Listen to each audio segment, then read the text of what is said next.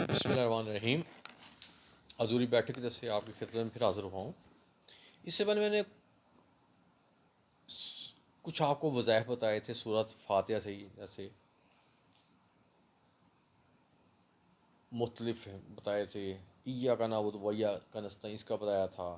الحمد للہ رب العالمین اس کا بتایا تھا. آج آپ کو بتاتا ہوں کہ اگر سورہ فاتحہ کو اگر ہم 21 بار پڑھتے ہیں تو اس کے پڑھنے سے ہمیں اس کی پڑھنے سے کیا فضیلت ہے اس کے پڑھنے کی، اور اس سے کیا کیا فائدے ہم حاصل کرتے ہیں. اب یہ تو آپ کو پتہ ہے کہ یہ قرآن پاک کی ایک ایسی آیت ہے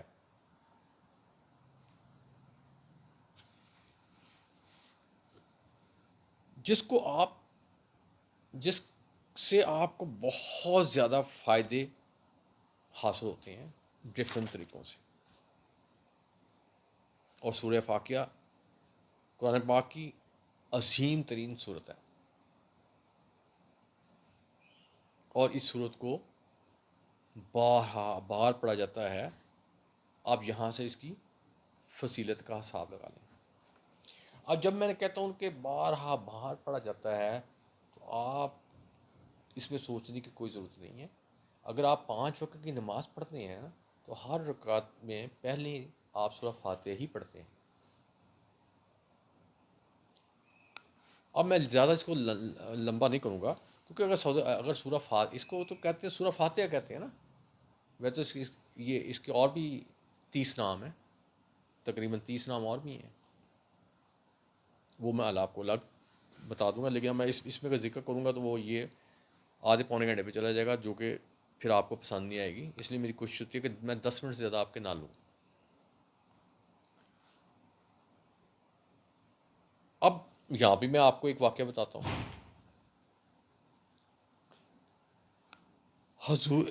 حضور نے فرمایا کہ یہ جو صورت ہے نا، یہ مجھے عرش سے عطا ہوئی تھی. اب اس کی تھوڑی بیک گراؤنڈ بتا دوں. ایک مرتبہ حضرت جبرائیل آپ پاس حاضر ہوئے اور بیٹھے ہوئے تھے، تو آپ کو اوپر سے کچھ آواز آئی آسمان کی طرف سے. حضرت جبرائیل نے دیکھا تو انہیں حضور سے فرمایا کہ یا رسول اللہ، یہ تو وہ دروازہ ہے جو آج تک کبھی کھلا ہی نہیں ہے. یہ آسمان کا وہ دروازہ ہے جو آج تک کبھی نہیں کھلا. اور اس کے بعد انہوں نے دیکھا کہ اس دروازہ کھلا اور ایک فرشتہ نمودار ہوا ہے. اور صاحب پھر حضرت جبرائیل نے آپ کو یہ بھی ساتھ کہا کہ یہ وہ فرشتہ ہے جو آج پہلی دفعہ زندگی میں زمین پہ آئے گا. اس کے بعد یہ ساری جب تک دنیا ہے یہ دوبارہ اس زمین پہ نہیں آئے گا.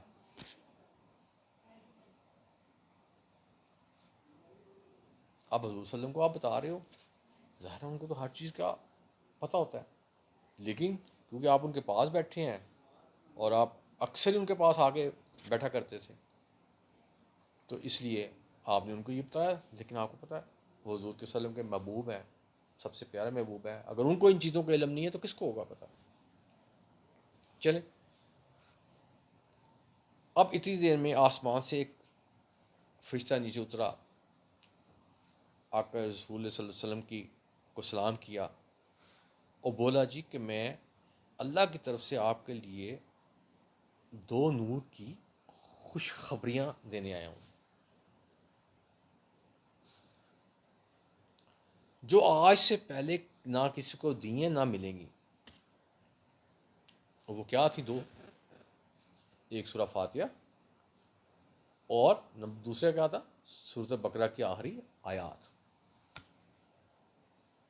اب یہاں سے آپ لگا لیں کہ ان آیات کی کیا فضیلت ہے اور اس سورۃ فاتحہ کی کیا فضیلت ہے. یہاں سے آپ حساب لگائیں اس چیز کا. اور جب آپ کو یہ چیزیں ملیں تو آپ نے کہا کہ مجھے اس ذات کی قسم جس کے قبضے میں میری روح ہے. کہ ایسی صورت یہ جو صورت نازل ہوئی ہے نہ یہ تورات میں ہے، ایسی صورت کوئی نازل ہوئی ہے نہ انجیل میں، نہ زبور میں، اور نہ ہی قرآن پاک میں بقیہ حصے میں. یعنی یہاں سے اپنی اس کی فضیلت کا حساب لگا لیں کہ ہمارے آقا خود اس کے متعلق کیا فرما رہے ہیں. اور سب سے عظیم یہ ہے 5 وقت کی نماز نہیں ہے، ہر نماز کی پہلی رکعت میں آپ نے اس کو پڑھنا ہی پڑھنا ہے.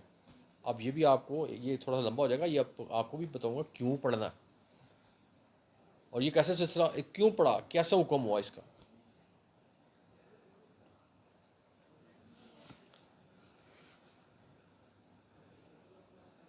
اب بہت سی اس جو سورہ فاتحہ سے اس سے بہت سی روایات بھی مل جلتی ہیں. کچھ کہتے تھے جی صحابہ کرام کے پاس وہ لوگ آتے تھے دم کرانے جن کو بچھو کاٹتے تھے، سام کاٹتے تھے، یا جن کو مرگی کی مسئلے مسائل ہوتے تھے. وہ صحابہ کے پاس آتے اور آپ ان کو سورہ فاتحہ پڑھ کے دم کرتے اور اسے ہی یاد ہو جاتے. اور یہ جو صحابہ کا عمل تھا حضور صلی اللہ علیہ وسلم نے بھی اس کو جائز قرار دیا.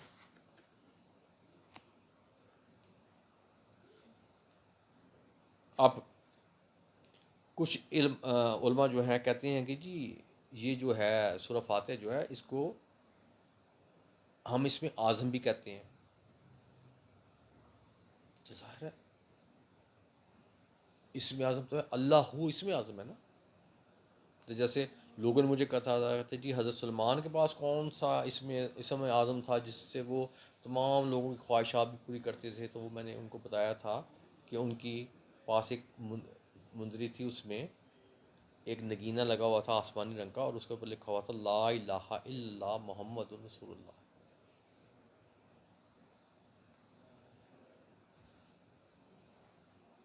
اور اب اسم کی دیکھیں، یہ ایسا اسم ہے، میں نے یہ بتایا تھا کہ اگر اس کو کوئی غیر مسلم بھی پڑھ لیتا ہے نا فوراً دار اسلام میں داخل ہو جاتا ہے. تو خیر میں واپس آتا ہوں. تو کچھ علماء اس کو کہتے تھے جی اس میں اعظم ہے. کیوں؟ وہ اس کی ایکسپلین اس کو کیا کرتے تھے، کیونکہ یہ تمام لا علاج، اس سے تمام لا علاج بیماریوں کا علاج ہوتا ہے.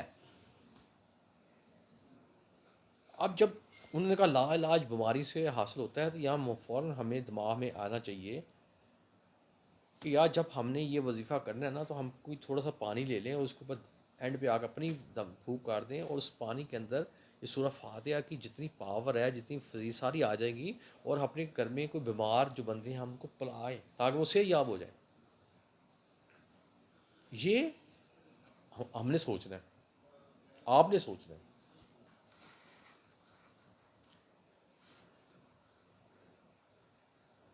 اب عام طور پہ ہم دیکھتے ہیں کہ آج کل کے دور میں لوگوں کے اتنے مسائل ہیں کہ وہ نہ ادھر دیکھتے ہیں نہ ادھر دیکھتے ہیں، وہ شارٹ کٹ کے چکر میں پڑ جاتی ہیں. کالے پیلے ایسے عالموں کے پاس جاتے ہیں کہ ان کا کام یوں ہو جائے، یعنی کہ چٹکیوں میں ہو جائے، لیکن یہ بھول جاتے ہیں کہ اللہ قرآن پاک میں یہ کہا گیا ہوا ہے کہ کالا علم یا جو جس کے علم ہے کرنے والا دونوں، کرانے والا دونوں اسلام دار اسلام سے خارج ہے. لیکن وہ اس کی پرواہ نہیں کرتے، وہ شارٹ کٹ میں ہے، بس ہمارا کام ہونا چاہیے. حالانکہ اگر وہ اپنی کتاب یعنی قرآن پاک سے رجوع کریں تو اس سے بڑھ کے کوئی چیز نہیں ہے، سب اس سے نیچے ہیں. جیسے حضور صلی اللہ علیہ وسلم پر فرمایا بھی تھا حضور سورہ فاتحہ کے اور ان دعائت کے متعلق بتایا ذکر بھی انہوں نے کیا کہا، یہ میں آپ کو پہلے بتا چکا ہوں. اب یہ جو وظیفہ آپ کو بتاؤں گا نا انشاءاللہ اس سے آپ کی تمام بیماریاں بھی حل ہو جائیں گی اور آپ کی تمام حاجات بھی پوری ہو جائیں گی. حاجات میں کیا، ایک بندے کے حجاب میں ملازمت کسی کے نہیں ہے، کسی کا روزگار نہیں ہے، کسی کے بچیاں جوان ہیں شادی نہیں ہو رہی، کسی کے پاس رہنے کے لیے مکان نہیں ہے، چھت اپنی نہیں ہے، کسی کی دشمنی چل رہی ہیں. تو یہ جو قرآن پاک یہ وظیفہ ہے نا، اس کو پڑھنے کے بعد انشاءاللہ تعالیٰ آپ کے یہ سارے مسئلے مسائل چٹکیوں میں ختم ہوں گے. اب میں وظیفے کی طرف آ جاتا ہوں. آپ نے روزانہ جب آپ کو ٹائم ملے، آپ نے پہلے پڑھنا 3 دفعہ درود ابراہیم، اس کے بعد 21 مرتبہ پڑھنا ہے آپ نے سورہ فاتحہ، اور اس کے بعد پھر 3 مرتبہ پڑھنا ہے درود ابراہیم، پیک کر لینا ہے. اب یہ آپ کا وظیفہ ہو گیا کمپلیٹ. اور یہ دن میں آپ جب بھی آپ کو ٹائم ملے آپ پڑھ سکتے ہیں. لیکن اگر آپ فجر کی نماز، اگر آپ 5 کی نماز پڑھتے ہیں، اگر آپ فجر کی نماز پڑھتے ہیں اس کے بعد آپ یہ پڑھ لیتے ہیں، یہ سونے پہ سہاگا ہو جاتا ہے. اور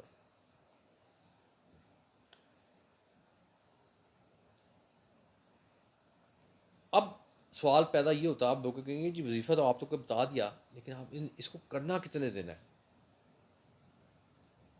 تو اس کا میرے پاس جواب یہ ہے، میں نے آپ کو بتایا کہ آپ نے 3 دفعہ درود ابراہیم پڑھنا ہے، 21 دفعہ سورہ فاتحہ پڑھنی ہے، اور اس کے اوپر سے پھر 3 دفعہ درود ابراہیم پڑھ کے اپنی تمام حاجات کے لیے دعا مانگنی ہے، اور دیکھیں اللہ تعالیٰ کیسے آپ کی حاجات کو پوری کرتے ہیں.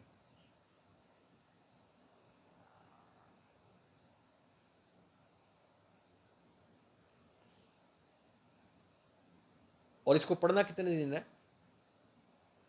اور اس کا جواب ہے کہ آپ نے تھوڑی سی ہمت کر کے اس کو کوشش کریں 21 دن پڑھ لیں. 21 مرتبہ ہی پڑھنا ہے اور 21 دن ہی پڑھنا ہے. اب میں آتا ہوں کہ پہلے میں نے ذکر کیا کہ کئی علماء اس کو اسم اعظم کہتے ہیں. ہاں، ہم اسم اعظم، اب میں کہتا ہوں ہاں اسم اعظم اس کو کہتے ہیں.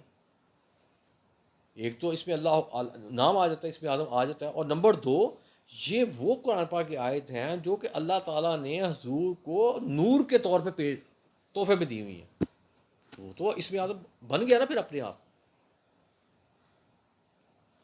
تو یہ صورت فاتحہ کے متعلق میں نے آپ کو بڑا شارٹ کر کے بتایا، کیونکہ میری ہمیشہ کوشش ہوتی ہے کہ 10 منٹ کے اندر اندر میں اتنا کچھ آپ کو بتا دوں کہ میرے بتانے سے آپ کو تھوڑا سا پتہ بھی اس کا چل جائے، اور جو میں وظیفہ بتاتا ہوں اس سے آپ میکسیمم بینیفٹ بھی اٹھا لیں.